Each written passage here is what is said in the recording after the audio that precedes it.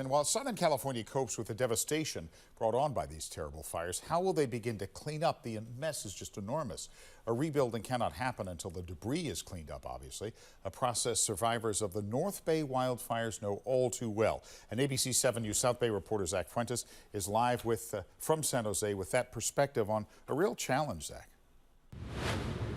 It is just such a big challenge. I was there, Dan, for a few days last week, and for blocks and blocks, all you could see was debris of what was once homes and businesses. So yes, cleaning up that debris is going to be key for those businesses and houses to be rebuilt. And I spoke with one official who's on the ground in Altadena about what that process looks like, and also a Bay Area local who went through that process.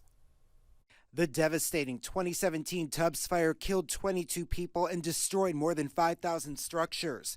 One of those structures was the Coffee Park home of Jeff Okrepke. With any great tragedy or loss or trauma, there's no getting over it. It's being able to move past it and not let it affect you.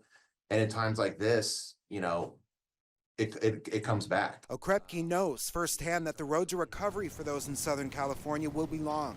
He says cleaning up the debris can be a big step in the healing process. Getting that stuff removed is helpful for the recovery process because it's sort of, you know, moving on to the next step and putting that portion behind you. Governor Gavin Newsom issued an executive order that directs fast action to clear debris. We met with US EPA, who has been mission tasked to start phase 1 of debris removal. We spoke with the California Secretary for Environmental Protection, who was on the ground in Altadena, about what phase 1 looks like. It includes removing hazardous waste, things like batteries, propane tanks, and other volatile material that needs to be safely removed in order for the remaining debris to be removed from the properties that have been damaged or destroyed from the fires and allow rebuilding to take place. California has been through the process too many times. The former director of the California Office of Emergency Services weighed in on what happens to that debris. Some goes into landfills, existing landfills. Some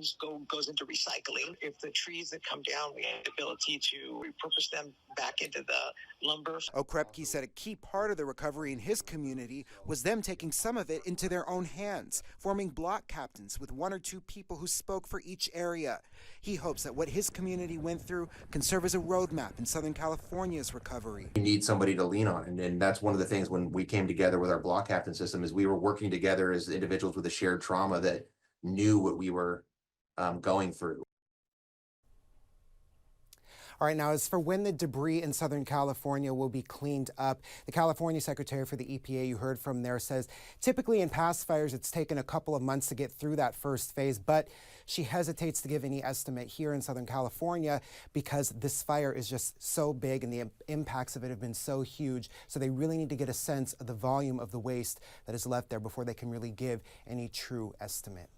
Can't even imagine what the volume of waste is going to be. Just staggering.